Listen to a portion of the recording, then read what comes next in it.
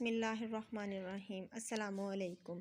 उम्मीद करती हूँ सब अपने ईमान के साथ खैरियत से होंगे। हमारी आज की रेसिपी है अरबी चिकन अचारी, जिसके लिए हमें इंग्रेडिएंट्स चाहिए होंगे। एक बड़ा प्याज, एक बड़ा टमाटर, 2 से 3 हमें चाहिए होंगी सब्ज़ मिर्च और एक लेमन।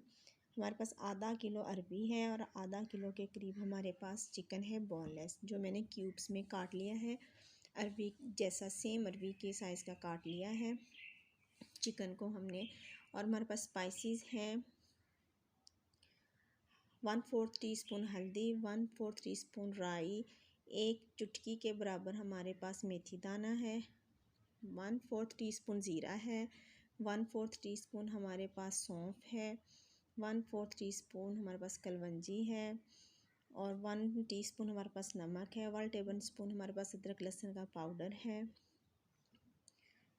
3 से 4 स्टिक्स हमारे पास दालचीनी की हैं, 3 से 4 लौंग हैं हमारे पास, 1 बड़ी इलायची है।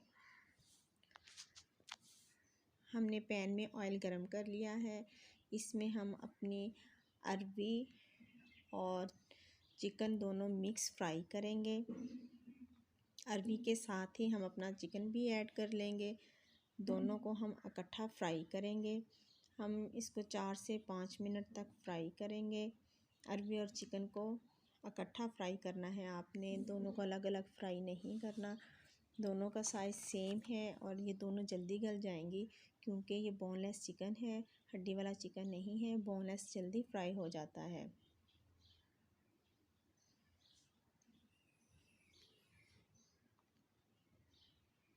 अरबी और चिकन को हम निकाल लेंगे और एक पैन में फिर ऑयल गरम करेंगे। इसमें हम अपना प्याज ऐड करेंगे पेस्ट बनाने के लिए।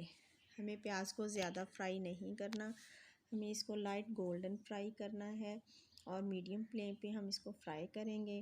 फ्राई करने के बाद हम इसमें अपना टमाटर और सब्ज़ मिर्चें डालकर पेस्ट बना लेंगे। ग्राइंडर में इसको ग्राइंड करेंगे और एक पेस्ट बना लेंगे।